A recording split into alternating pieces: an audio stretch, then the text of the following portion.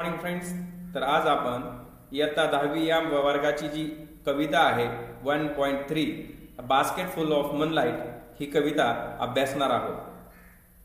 Unit 1 1.3 basket full of moonlight. The poet is Sunil Sharma and the PPT is presented by me. It's Ashok Asbe sir.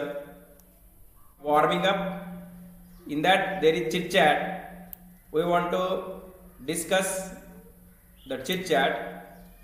Did you like to hear the bedtime stories when you were a child? Yes, I liked to hear bedtime stories when I was a child. Who usually told you the bedtime stories?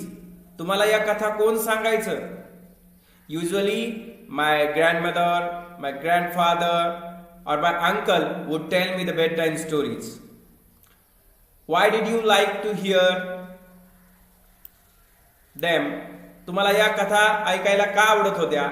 I liked to hear them because it had some suspense. I came to know so many things from the stories. Last question is there. Do you still like to hear those stories again? या कथा तुम्हाला आजही ऐकायला आवडतात का? Sometimes we like to hear these kind of stories when we do entertain ourselves. At that time we like to hear such kind of stories. Now we are doing the activity given below. Discuss in groups about the process of planting a tree. The first point is there. Firstly, dig a small hole about 2 feet in the ground. प्रथम 2 फुटाचा खड्डा घ्या.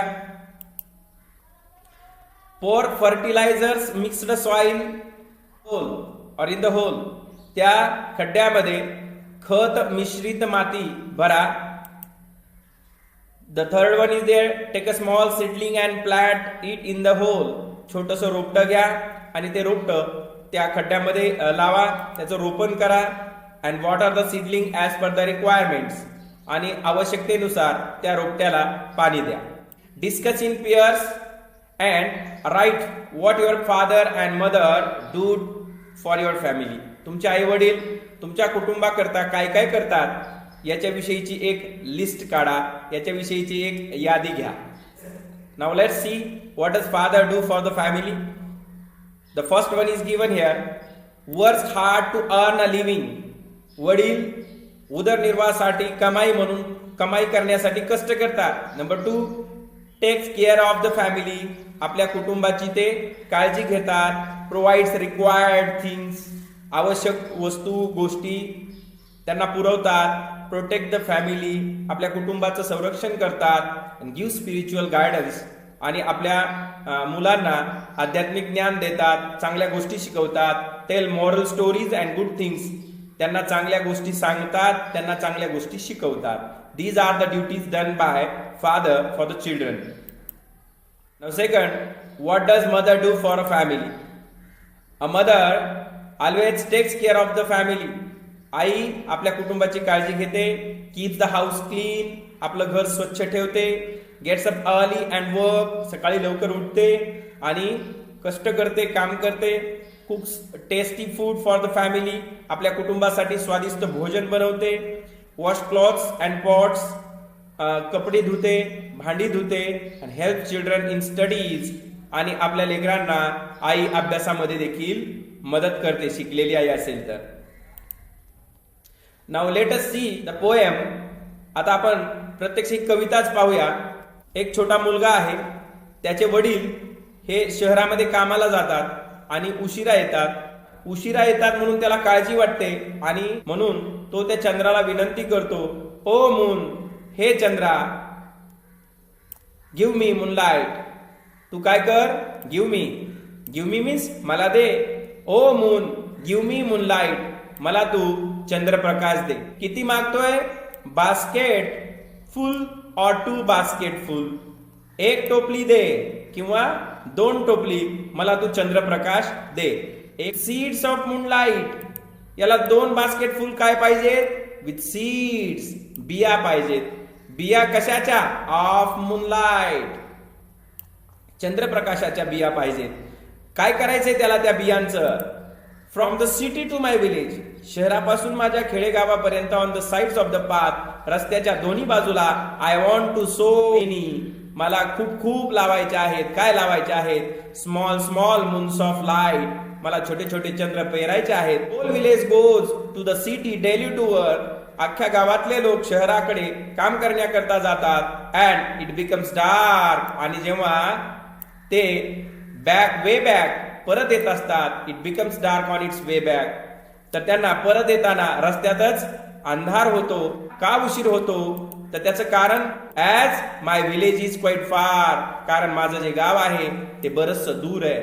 माय village is quite फार, the route is tough, आणि जो रस्ता आहे ज्या रस्त्याने गावातले लोक परत येतात, इट इज टफ, हा रस्ता कठीण आहे, हा रस्ता खडतर आहे. And it is full of, आणि हा रस्ता गच्च भरलेला आहे.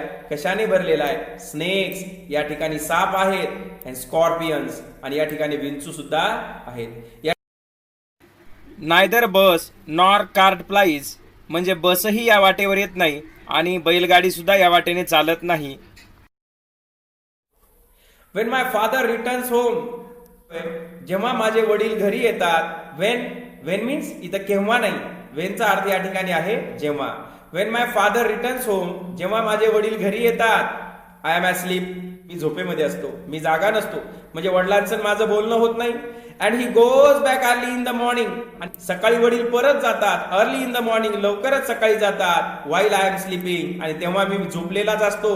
म्हणजे ओ मून, तो त्या चंद्राला रिक्वेस्ट करतोय, give me a basket full of moonlight, मला एक टोपली तू चंद्रप्रकाशाच्या बिया दे. अशा जर तुला देता येत नसतील तर ऑन लोन, मी लोन घ्यायला तयार आहे, मी व्याजाने घ्यायला तयार आहे.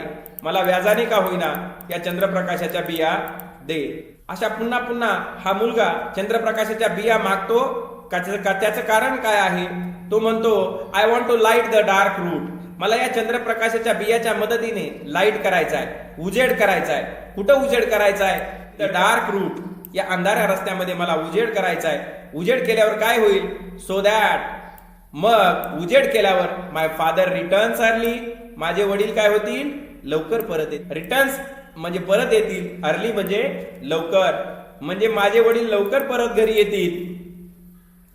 I too want to hear fairy tales, want to म्हणजे करायचे आहे. आय टू वॉन्ट टू, मला सुद्धा करायचं आहे, असा याचा अर्थ असतो. I too want to hear, इथे मला सुद्धा ऐकायचे आहे. I too want to hear fairy tales, fairy tales परिकथा, मला सुद्धा परिकथा ऐकायच्या आहेत. अँड स्टोरीज फ्रॉम हिम, आणि त्यांच्याकडून मला इतरही गोष्टी ऐकायच्या आहेत. ओ मून, हे चंद्रा, give me basket full of moonlight, हे चंद्रा मला एक टोपली भरून चंद्रप्रकाशाच्या बिया दे. I too want to sow seeds of moon, मला सुद्धा हे जे मूनचे सीड्स आहेत, चंद्राच्या बिया आहेत, on the sides of the path, रस्त्याच्या बाजूने पेरायच्या आहेत. या कवितेमधून कवी सुनील शर्मा यांनी एका लहान मुलाला पडलेले प्रश्न आणि त्याने त्याच्यावर शोधलेला पर्याय याचं एक छानसं उदाहरण या कवितेतून दिलेलं आहे. This poem is translated from Dogri language, आणि ही डोगरी लँग्वेज मधली कविता इंग्रजी भाषांतरित करून आपल्याला अभ्यासासाठी आलेली आहे. आज आपण the basket full of moonlight ही कविता पाहिली. पुन्हा भेटूया पुढच्या तासामध्ये. धन्यवाद.